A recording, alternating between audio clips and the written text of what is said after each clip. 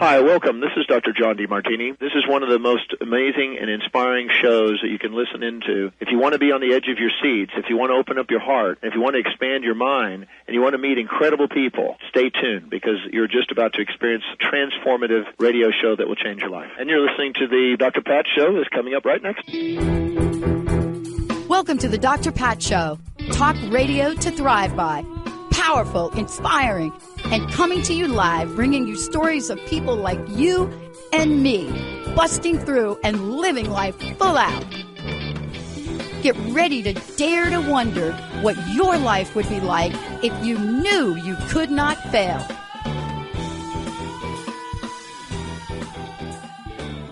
Hey everybody, welcome. It's so great to have all of you tune us in and turn us on. I got like a big little laughing thing I got going on here for a minute.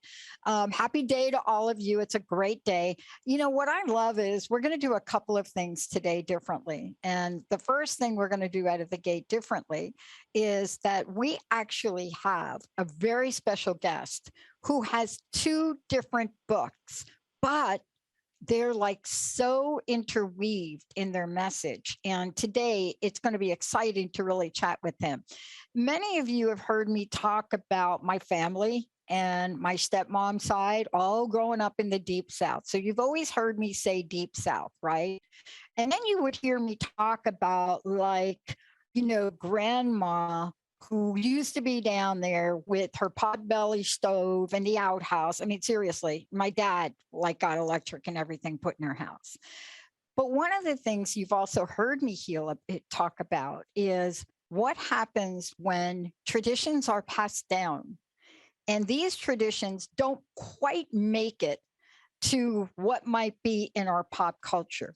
But for people like grandma, grandpa down there on the farm, they were healing. Today, Brandon Weston, healer, writer, folklorist, owns and operates Ozark Healing Traditions. It's an online collective of articles, lectures, workshops, anything related to the Ozark Mountain region. Now, if you don't know what that is, you're going to hear from him today. But this is where, when you all hear me talk about the fact, and I've said this a couple of times, have you ever wondered how, as a civilization, like humans, how we actually made it this far? And so you've heard me talk about the fact that up until contemporary pharmaceuticals, I don't know what else to call them, we had to count on nature. And I wish I could say that there was a great science to it, because if you ever watch my grandma and my grandpa, like grandma would just like conjure something up, and you know, you happen to be the guinea pig, because if it was something she never conjured up before, you got to experience whether it's going to work or not. Now she never lost anybody, so I'm just going to say that grandma didn't kill anybody. But there were traditions that when you were that close to the land that you learned. Has anybody ever wondered, am I like Brandon and I probably wondered, how did we make it this far? Like, okay, so how did we make it to the point where we were able to heal ourselves without going to the drugstore? How did we do that? That's what today's show is about. But it's from a part of the country we don't talk about enough. That's why I've got Brandon joining me here today. And by the way, look, two books. We're going to take them one at a time. I'm not sure which order I have them in, but we're going to talk about two. One is, oh, I so love this word, Ozark Folk Magic. Now, we're going to be able to talk stories on this. What a great book he has put together. And he's got like Granny Woman in here. So we're like, I'm looking at Granny Woman. I'm like, did he know my grandma? I'm just thinking to myself. And then the other one is this Ozark Martin spell book. And what it means is, look, see my background? See that? That would be the way my grandma's kitchen looked, just saying. But see, we're going to talk about this, but it's all in the spirit of healing. Brandon, great to have you. Thank you for joining me here today. Thank you for having me. I'm glad to be here. I think you put my grandma in your books, just saying. I probably did. Yeah. I was reading it. Look, now, I have a very interesting family history. I'm a girl that was raised in the Bronx who had a dad that married a very young woman, 30 years to his youth, who was raised like down there in the deepest, right, the potbelly stove to cook and the outhouse.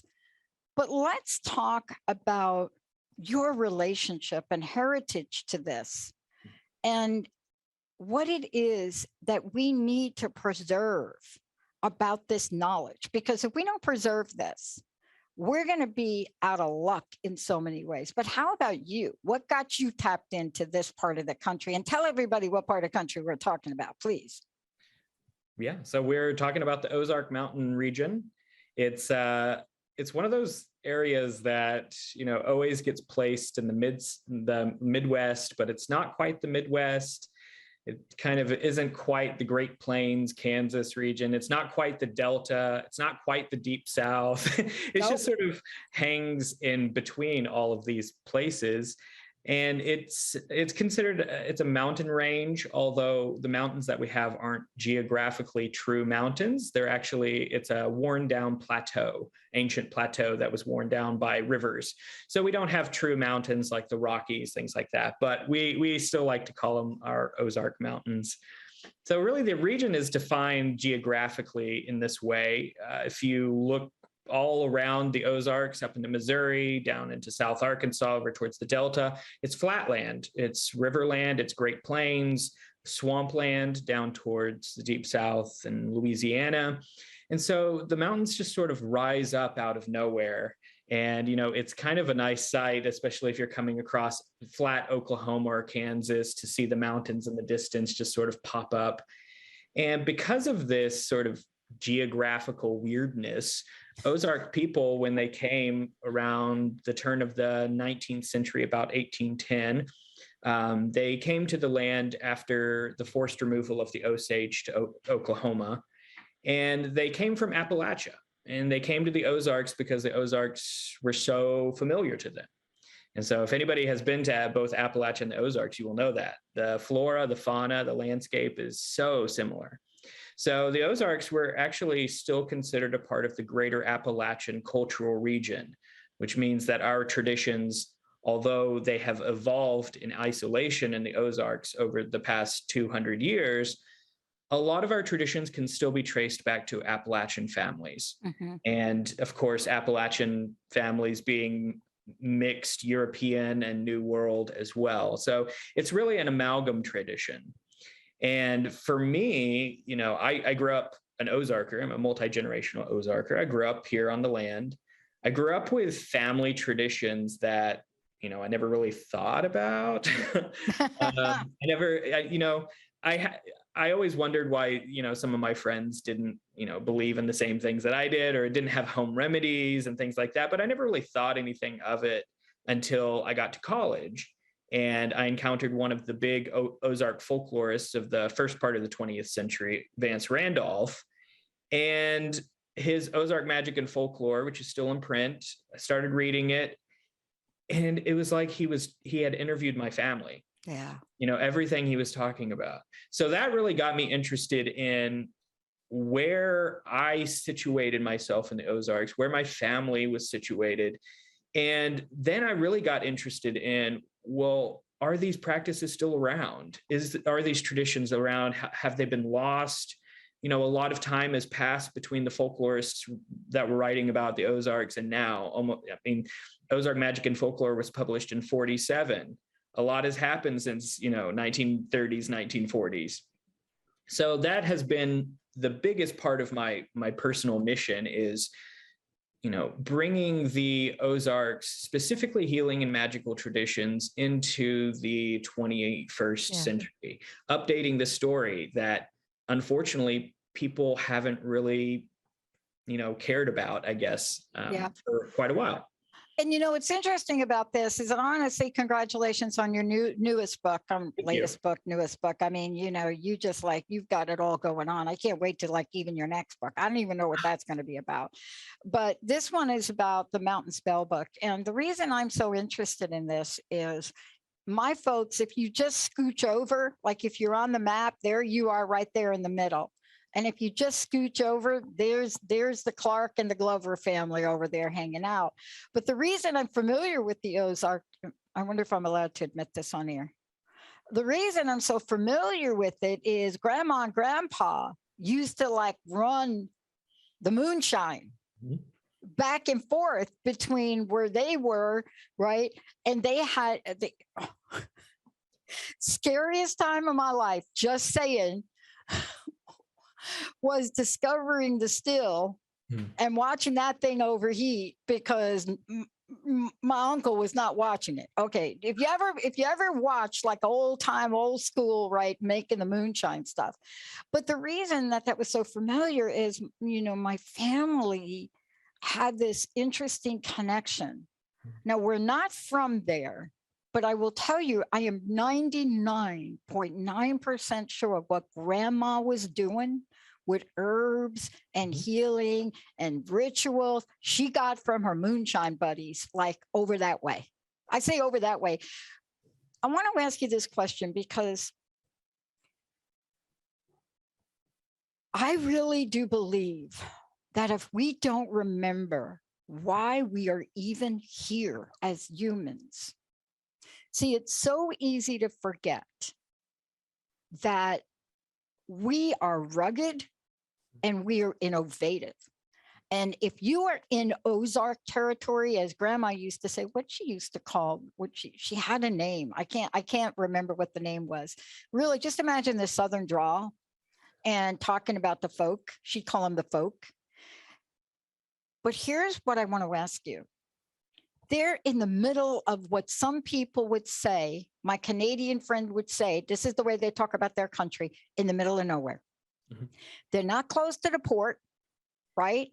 They're not like at the ocean with the boats and stuff. But when you are in that situation, you have to be innovative and creative.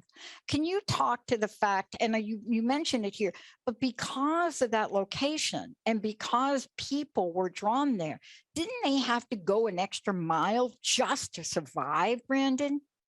Absolutely. Some of the defining characteristics of Ozark folk magic and medicine traditions is that everything had to be gathered from the land, grown on the land, or repurposed from inside the household. Yeah. In a lot of cases, you had small families or clans that would settle on, down in a holler or up on a mountaintop or something like that.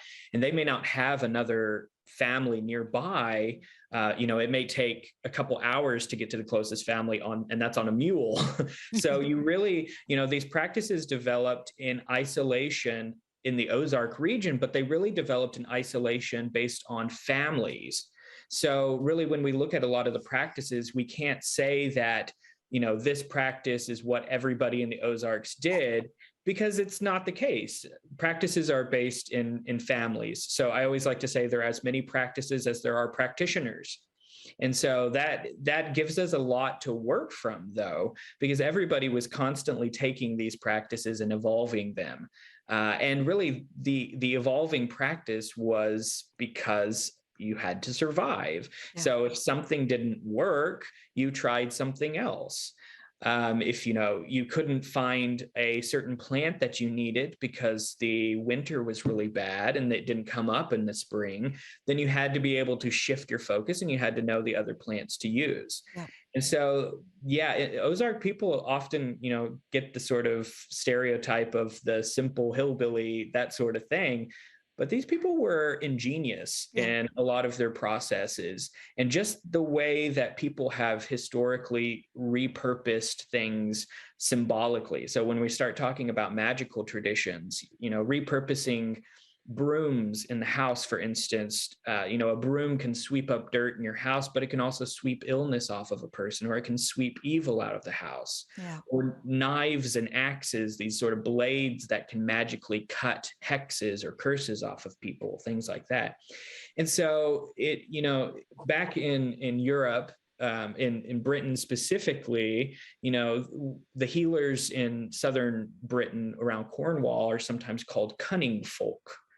And, I really like that. It doesn't pop up in the Ozarks very much, but there is this understanding amongst Ozarkers that people with the gift or people with this power to heal are cunning people. And they are cunning people because they are able to figure out everything that needs to be done as a part of a ritual or just healing act. They're able to figure out all of the stuff that the rest of the community can't figure out.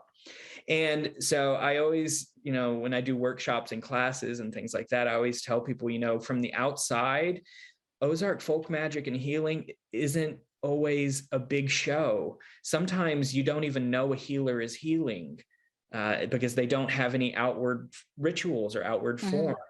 But the outward simplicity hides a very complicated understanding of the world and process underneath. Yeah. So I always tell people, we embrace simplicity in the Ozarks, but we are not simplistic people by any means. Yeah. One of the things I was really struck by, and I just want to say, if you're just tuning in, Brandon is joining me here today, Brandon Weston. He's the author of the book that I have in front of me. The latest book is Ozark Mountain Spell Book. We're going to talk about that. And the other book is Ozark Folk Magic, which came out last year. But the point is, I have both of these together. I want to talk with you for a minute. I know you give a lot of credit to the indigenous people, as we all should. Hello, right? I mean, honestly, we came over, we brought disease over, and they healed us. I'm sorry, I simplified that. But there's something you say in here in this book, and I really want you to talk to it. You talk about the ever-growing spell book, and you really acknowledge the sophistication, this is my word, the sophistication of ritual. And somehow in the world, we made magic and spell dirty words. But yet they were so much part of what came forward. Why did you call this, in this part of the book, the ever-growing spell book? Because I know you must have been changed from writing this book. You must have discovered some stuff here. Now, I don't know if you want to give us your secrets, but it's like I knew you before you wrote the book, and then after you wrote the book, you're like, oh, I'm not done. Is that true? It's absolutely true. I mean, like going back to just sort of the image of the Ozarker, traditionally, people have called us primitive, backwards, but they've also had this sort of, for a while, around the turn of the 20th century, there was this sort of understanding that hillfolk had this magic that no one really in town could understand. So people would send, patients and people that needed healing out to the mountains to go find a granny woman or find somebody who knew things or had the gift or had the power. And so there's been this sort of, the outer image doesn't always reflect the inner image. There's a famous Ozark saying that we always lie to strangers, and it's not out of any sort of malice or anything like that. It's a protection of the culture. Unless we get to know you, we don't reveal everything about ourselves as a way of protecting this work. Yeah. But to sort of talk about the ever-growing spell book, there's a notion within Ozark folk healing practices that everything is constantly in motion. Yeah. Everything is constantly changing. As one of my healers told me, if it works, it works. And this is kind of, people think this is a modern idea, with internet culture and all of this, we have exposure to a lot of different traditions, but people sort of keep older traditions on a museum shelf. Yep. And they don't understand that people have always worked dynamically. People have always brought in other practices. A healer might talk with a neighbor who knew some verbal charms or prayers, and they may say, well, why don't you pass me a few of those and I'll give you some things that I know. And that has always been the case. Exactly. So the ever-growing spell book for me is this idea that I am providing a sort of framework for people to work within the spell book, but I want people to take that and to evolve it. Yeah. I want people to take that and to talk with their families and incorporate in, prayers and charms and recipes from their own families. I want people, so part of the work that I do is I go back to ancestral traditions. So, for instance, one of my favorite plant groups to work with, which wasn't really worked with in the Ozarks, are the Artemisias. So mugwort and wormwort. Yeah. And those are cleansing plants. They are good for trance work, for if you want to, heal within sort of a soul trance spirit sort of thing. And it's just, they're good for all sorts of stuff. So these would have been plants valued by my German and Scandinavian ancestors. And so that's a part of my ever-growing spell book. I like bringing in these ancestral traditions. And so I always tell people, this work isn't formulaic. We have lots of formulas that we work within. Ozarkers are with magical timing and auspiciousness, but everything is done, as they say, in the spirit, which means connecting to your own source of inspiration and your own connection to the innate power of nature. So you may be working a ritual for somebody and you are led in the spirit to do something completely different than you were taught. And within the Ozark context, there's a place for this spirit leading. And it's actually a very important foundational piece of this work. So the ever-growing spell book is my way of encouraging people to be led by their own inspiration, be led by their own spirit in this work. Yeah, I can't believe you brought up mugwort, because we're going to go through this book and we're going to talk about what we mean by magic theory, but we also need to talk about what we mean by Ozark magic theory, because there's a Southern folklore as well. And it's interesting. It depends on how far, when you say South, there's the South that's by the coast, but then there's the other South that's not by the coast, right? So we like to lump things together, but they're not. It's funny you brought mugwort up, because that really was, I believe it's indigenous to where my folks really kind of like, when you're looking at the West Virginia kind of deal over there, like over there in that part of the country, it's there. But we never knew what was on her table. Mm-hmm. And she would talk about it. She would show it to us. But, we were young kids. I do know one thing for sure. When we went and spent time with grandma and grandpa, we were never sick. Mm-hmm. When my sister got her head caught in a wasp nest and got bit close to death, grandma knew what to do. But my concern is that can't lose this, and I'm like you. I know these rituals. I use what my grandma passed on to me on both sides. I have got another grandma from South America that I found out. Nobody admitted it. That was like another story. But we learn these things. I want to take a short break. When we come back, I want to talk about this folklore. I want to talk about the power of it. And I got to tell you, I love both of your books. I'm like, here's what I did. I was sending this back. I was like getting ready. I said, Linda, go get Kat at Llewellyn and tell them they gotta give Brandon publishing for cards, a deck of cards, because this is, for me, to have something like this that allows us to understand this. But boy, I'm reading this and I could remember my grandma getting nutmeg, the whole nutmeg, seriously. And whenever there was an event coming up, like with the harvest or like they grew stuff, she would get that nutmeg, right? And she would just nutmeg. We all had to grind the nutmeg up. And then what she would do is a ritual on the land with it. Why? When we come back, we're going to tell people, but let's tell people how they get a copy of this book and how they find out more about you.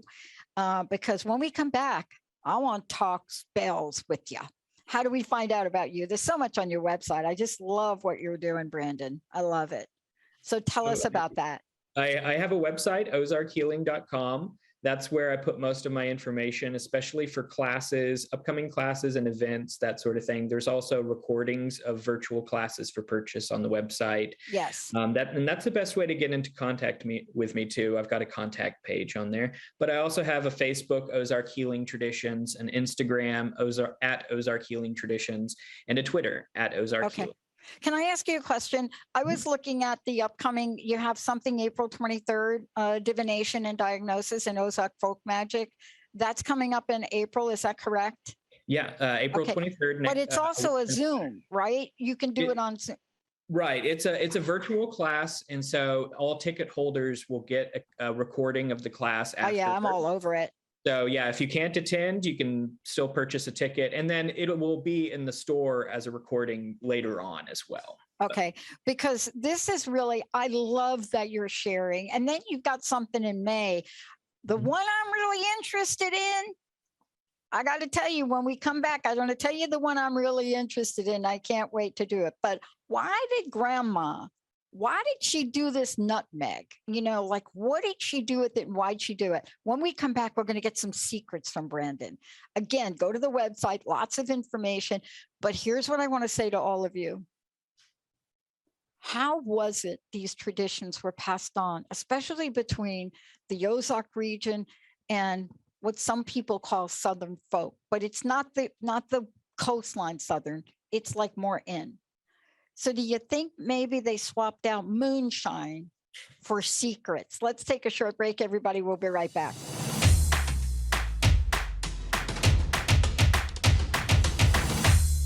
Hey, everybody, welcome back. I'm so thrilled to have you all meet Brandon. And by the way, I know this is one of the books we're talking about today, the spell book. However, I must say we're also talking about this. I'm kind of weaving everything together.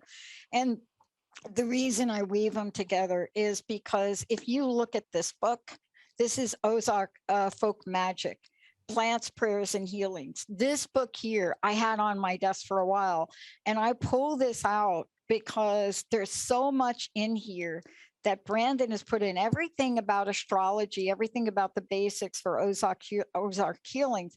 But also there are things in here that if you think about the practices of things, then what starts to happen is you start to practice them.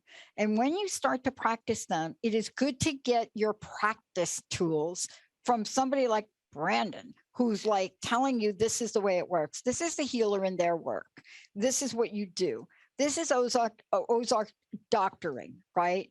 This is the way they go about it. This is how you gain power. And when you put the two books together, this is how we learn to be empowered in what comes from the earth and what comes from rituals passed on and what has been used by generation and generation of indigenous people. I'm just learning about that side of my family and the indigenous nature of that. Now, again, you can I would just encourage everybody to go take a look at what Brandon's got going on. You can go over to his website, which is Ozark Healing. Did I get that right? OzarkHealing.com. Mm-hmm. Yep.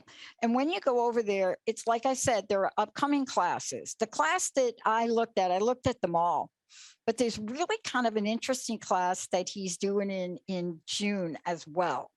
And that's Ozark Astrology Magic. And I'm going to tell you why I'm so excited about that in a minute. But before I do, I got to ask you, what did Grandma know about that nutmeg? Because she knew something about that nutmeg, right? So nutmeg is actually one of these crossovers between the Ozarks and Southern folk magic, Yep. Specifically what we call Southern root work, conjure, hoodoo, which are traditions that are heavily influenced from Black communities, from Yep. West African folk magic, as well as mixture of European and indigenous magic as well. Nutmeg in the Ozarks is usually used in its whole form as a good luck charm, almost Yep. like a buckeye nut, Yep. if you know the buckeye. Totally. So people would carry them around as sort of worry stones. Rubbing stones. Grandpa yeah. did them as a rubbing. It's not a stone, but you know Yeah. what I mean, a nut. But the idea is that as you rub it, the good luck comes off. Yep. And I've seen it specifically with people that gamble a lot, things like that. They'll have these Buckeye nuts or they'll have the nutmeg. But even sort of greater than that, it has this connection to prosperity. And I have a theory that it goes back to availability of spices in, the 18th century, 16th, 17th century. The idea that, spices were things that rich people had. Poor people didn't have a lot of spices in their house. So nutmeg was one of those that, in the Ozarks, especially up until, pharmacies started coming around in these little towns, people didn't really have spices. They had to use plants that they could gather. And in the event that they got spices, they would treasure them, they would honor them. And so nutmeg is one of those that has this place of honor as a sort of connection to prosperity, connection to fortune, connection to good luck. And so from an Ozark context, I would say, the spreading the nutmeg on the fields or whatever is this idea of connecting to prosperity. We were so prosperous and fortunate this year, let us be just as fortunate next year. And my grandma had crippling arthritis, and I've never seen anything like it. She could hardly walk, and the doctors couldn't do anything. The very fact that she was alive and could function was because of her knowledge, right? If you watched her daily ritual, I couldn't tell you what she put together. I couldn't tell you the tea she was drinking. I couldn't tell you the oil she made, right? But I will tell you that was the ritual that I think kept her alive as long as she did. This is what you're bringing to the forefront. I want to ask you this question. There's so much to talk about in both of the books, but I want to know, when you finished writing, there had to be a few surprises for you. There had to be a couple of things you found that you thought, what? I don't know that I knew that. What's on your top 3 list of the education of Brandon? Well, I think the most surprising thing, number 1 for me was just the fact that I had this gift in me as well. When I started the project that would eventually become Ozark Folk Magic, it looked completely different. I was coming at it from an academic folklorist standpoint. And as I was collecting information and things, I had an interview with an older lady who ended up being one of my principal teachers, who passed me a lot of things. And we were talking about something, and she would always get kind of annoyed with me and stop, and we'd have to change conversation because we would get into some heavy things. And so she just stopped me at one point and she said, "Why are you talking like you're not a part of this?" Oh. And it was just like something in my mind clicked. And after that, I started approaching things in a different way. I started collecting for my own practice, for my own personal development, spiritual development, magical development, whatever you want to call it. And so that was kind of the most surprising thing for me, was just, the realization that I am not just somebody on the outside looking in on a culture. I'm a part of this culture. I'm a part of this process. And so that the connection to these ancestral spirits, the connection to the land, all of this is sort of in me as well. But there have been other things too. I was, for a long time under the impression that, what the folklorists gave to us in the 30s and 40s was this snapshot of a culture that's still around today. And unfortunately, that's just not the case. Mm-hmm. But a surprise, this culture, a lot of the traditions we can see, we can call them dead traditions, whatever we want to call them, but they are alive and evolved. This isn't a museum, exhibit. This is a living culture. And it may look different from the past, but that's actually a good thing. It's good that these traditions evolve because we're constantly questioning the effectiveness of these traditions. And just like my Ozark ancestors, if it didn't work, you threw it out. And if something else worked, you brought it in and replaced it. So that was a surprise for me, the idea that healers and magical practitioners worked so dynamically. They didn't necessarily always have a set ritual for everything. They, a lot of times, would interview their patients or clients, and they would develop processes and remedies and rituals for that person for a specific time. And that is probably the third surprising thing for me. The idea that everything has a moment. To everything, there's a season, that sort of mentality. The idea that a ritual that you do for one person might not work for another person. Yeah, right. And so that goes back to that idea of cunning, being able to figure out a situation for an individual rather than just parroting ritual. You know, I love for me, as I went through the book, I looked at something in particular, and it explained why grandma, despite how crippling her arthritis was an expert sewer. She sewed, and why she sewed things in grandpa's clothes. And there was a part in your book where you talked about heart protection. I think that, please correct me if I'm wrong, but you talk about this heart protection where you actually use certain colors like red, and then you cut. Grandma was doing that stuff all the time. I can't even tell you why. But now I read the book and I thought, oh, okay, so this is what she did. She sewed stuff in each of the girls' clothes, us girls, 3 girls.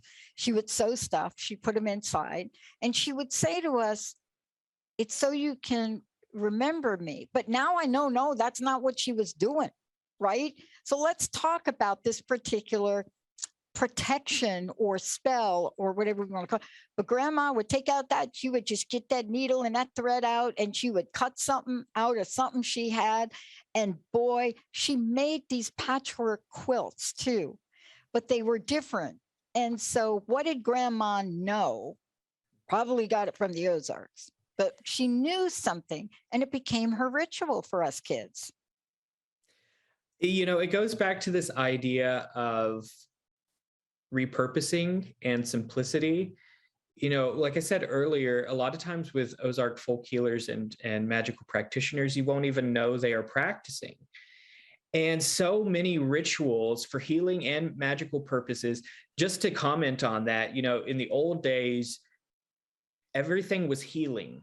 And if you were healing, it doesn't matter whether you were healing a fever or somebody's luck or somebody's love, it was all considered healing. Yeah. So today I say healing and magical practices as though they're different, but they're really not. They're just right. All for the same sort of purpose. But so many of these rituals were paired alongside mundane things.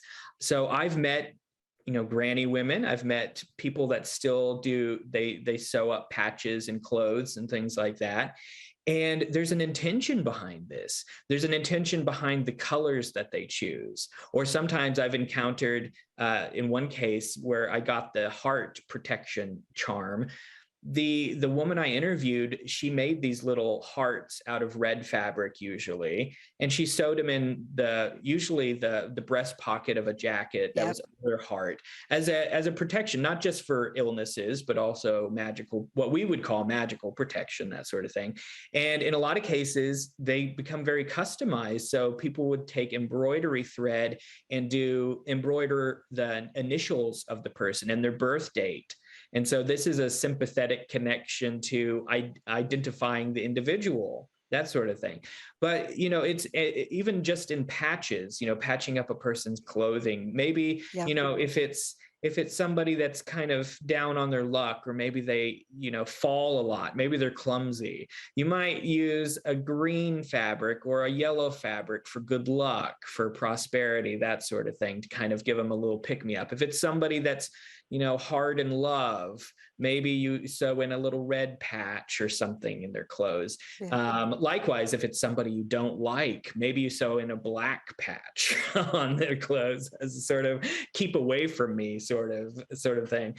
And so a lot of these rituals are are sort of hidden behind day-to-day processes, which makes it really hard to collect unless you are physically working with the person and they can explain this stuff. Because from the outside, if you walk in and you're looking for healing practices and you see somebody sweeping out their house, you may not take any notice of it. But underneath that, you don't know the prayers and verbal charms that they're saying, or just the act of, in the Ozarks, if you're cleansing out your house, you always sweep from the front door to the back door. And then you sweep all the dust out your back door as a sort of way of getting rid of all of this stuff.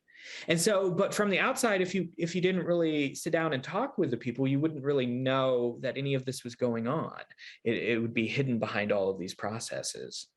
And, it's interesting because, I was reading your book and I was thinking to myself, especially with my sister and the bee thing, the wasp thing. And I just had a flashback. I know what grandma mixed together. It was snuff or tobacco. Right. And how did I remember that? Okay. I remembered that because she did that. And then we got a hold of the snuff, and us three girls and the Giles boys went down to the railroad track and we were doing like the snuff. Right. And somebody saw us and we all got called out in Sunday service by the pastor.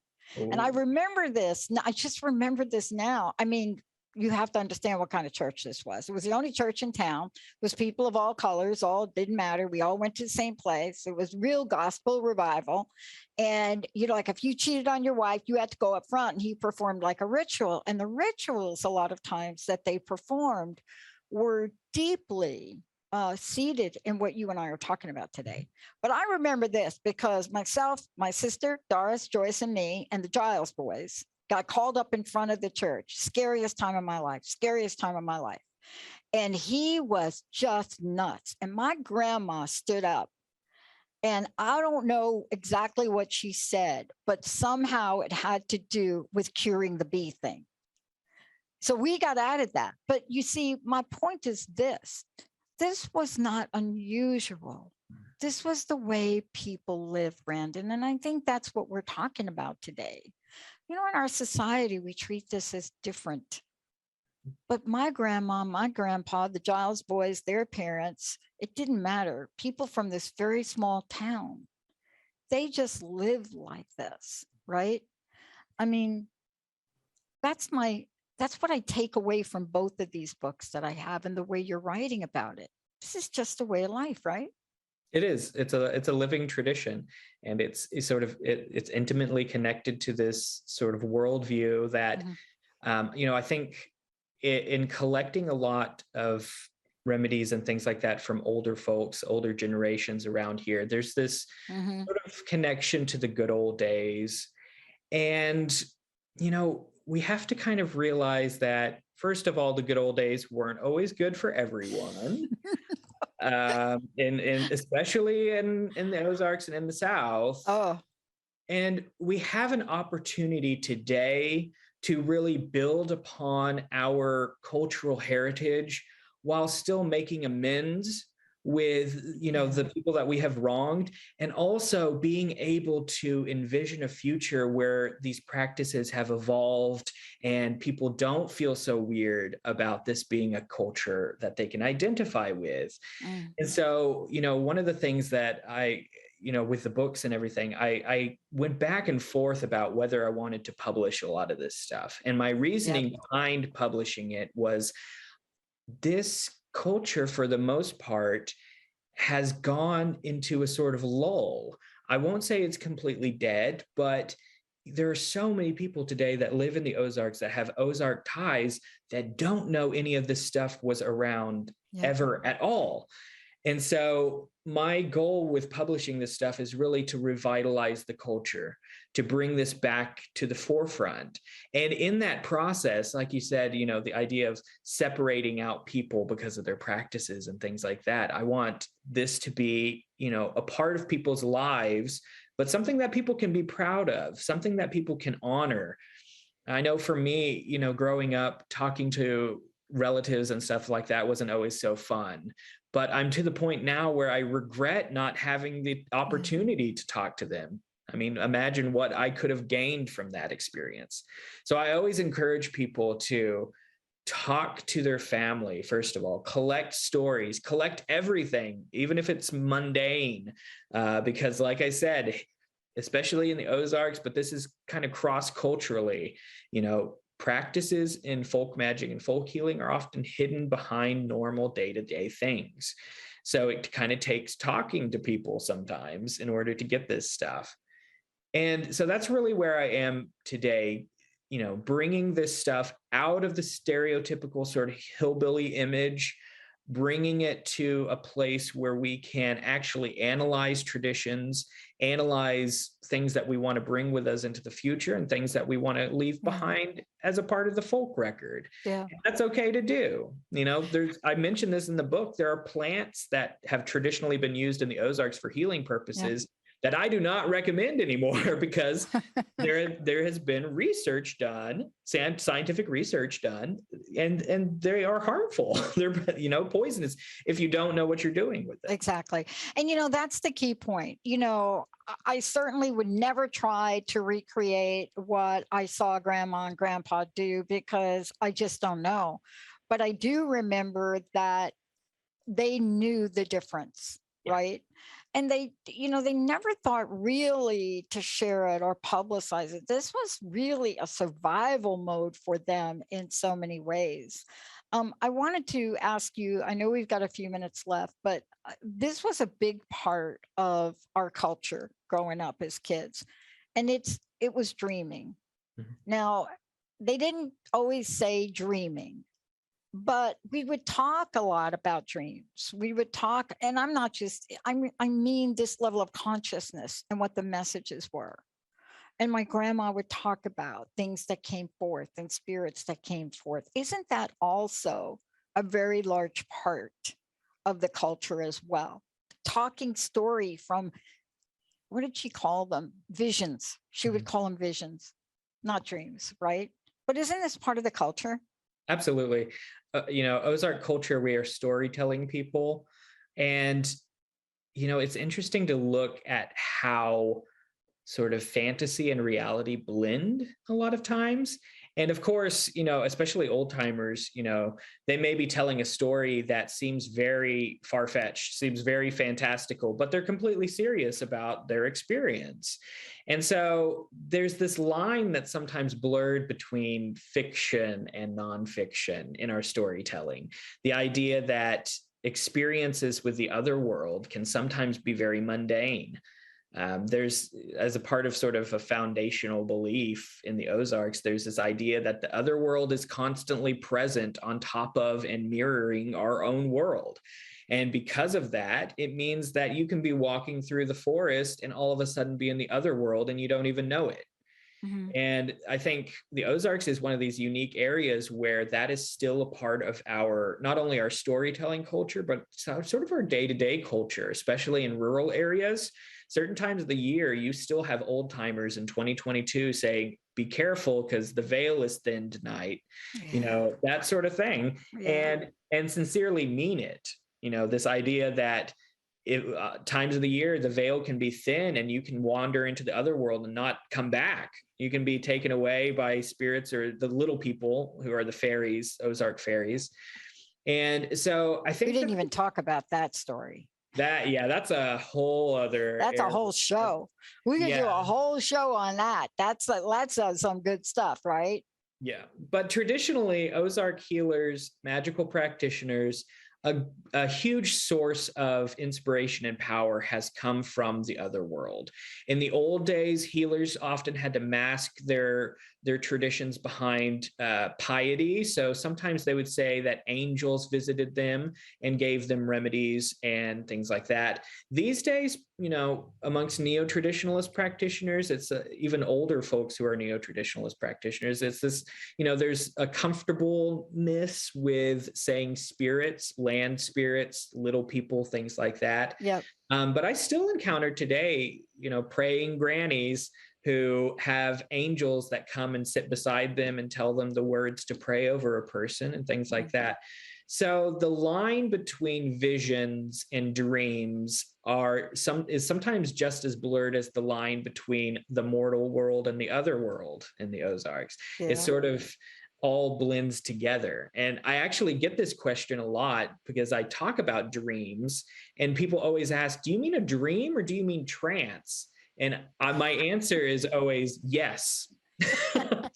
Because exactly. In the Ozarks, from an Ozark standpoint, a vision you have while you're in and out of sleep in a field on a summer day is just as deep and developed as a dream you have while you're asleep. Yep. You know, I have members of my own family who have the second sight. And so occasionally they'll be just sitting there and just have a vision of something. Exactly. And these are all referred to as dream, as vision. Yeah. I got to tell you, the hardest thing for my dad, who New Yorker, true and true, married my stepmom, of course, not a New Yorker. It was so hard to see my sisters really struggle being taken from this beautiful place and put in New York City. I mean, it was really difficult for them. But one of the most important things I remember from all of this is my dad's frustration with how my mom and my grandma talked to all of us about honoring the vision. To this day, you know, she taught us the practice of visioning in the day and seeing your future. And my dad, Catholic through and through, my stepmom finally just told him, honey, you just need to shut up. That was yeah, you want to be living with me, you just need to stop it and let the girls develop the way they do. And that's really what, you know, I hear you bringing forth, is you're giving people a connection that probably they can't logically pinpoint, but as I'm reading the book, intuitively, you're right there. And I think that's beautiful. I want to ask you this, please give out your website, and then what's your personal message, Brandon? What do you want to leave us with today? Thank you so much for all of this. And thank you for having me. It's been great.